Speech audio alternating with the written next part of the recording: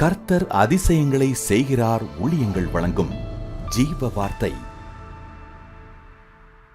இந்த நாளுக்காக இயேசுப்பாவுக்கு நன்றி செலுத்துகிறேன். நம்முடைய ஆண்டவர் நல்லவர், பெரியவர், அதிசயங்களை செய்கிறவர்.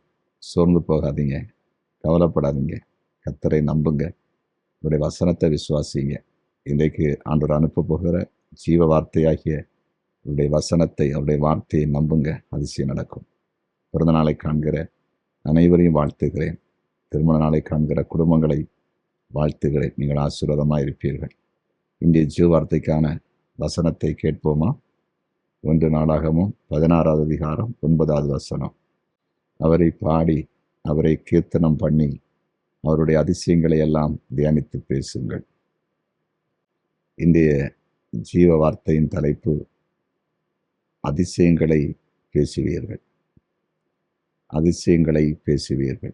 அதாவது ஆண்டவராகிய இயேசு கிறிஸ்து உங்கள் வாழ்க்கையில செய்கிற அதிசயங்களை நீங்கள் தியானித்து பேசுவீர்கள், உணர்ந்து பேசுவீர்கள்.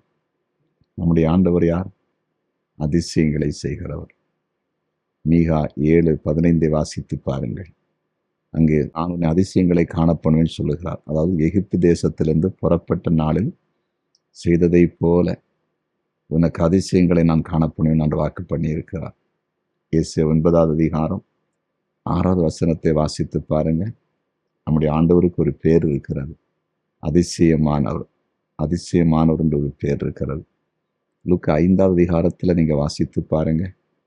ஒரு திமிர்வாதக்காரனை, நடக்க முடியாதவனை படுக்கையில் வச்சு சுமந்துட்டு வந்தாங்க.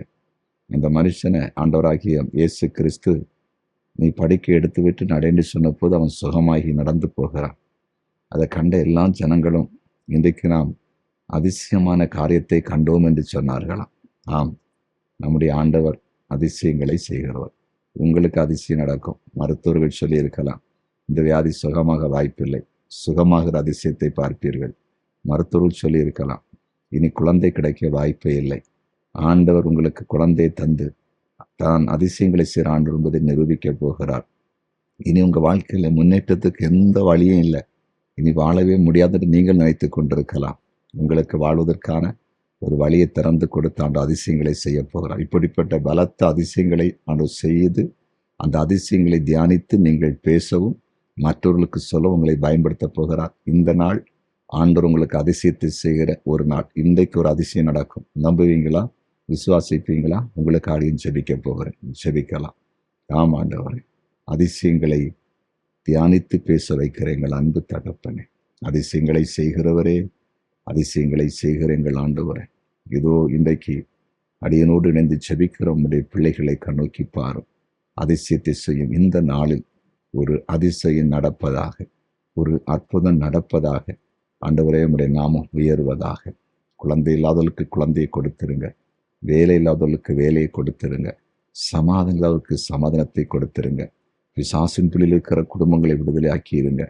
மரண பயம் எல்லா குடும்பங்களை விட்டு விலகட்டும். படித்த பிள்ளைகளுக்கு வேலையை தாருங்க. தேர்வு முடிவுகள் வரும்போது பிள்ளைகளுக்கு நல்ல வெற்றியை தாருங்க. உயர்ந்த படிப்புகளை தாருங்க. பிரிந்து வாழுகிற குடும்பங்கள் இணையட்டும். வழக்குகளில் உடைய பிள்ளைகளுக்கு நியாயம் கிடைக்கட்டும். கர்த்தருடைய ஊழியத்தை செய்கிற தேவ பிள்ளைகளை, தேவ ஊழியர்களை அளவில்லாமல் நீர் ஆசீர்வதித்தரணும். குறிப்பாக இந்த நாளில் ஒரு அற்புதம் நடக்கட்டும். இயேசுவின் நாமத்தில் ஒரு அதிசயம் நடப்பதாக. ஜெபத்தை கேட்டு நன்றி. இயேசுவின் நாமத்தில் பிதாவே, ஆமென்.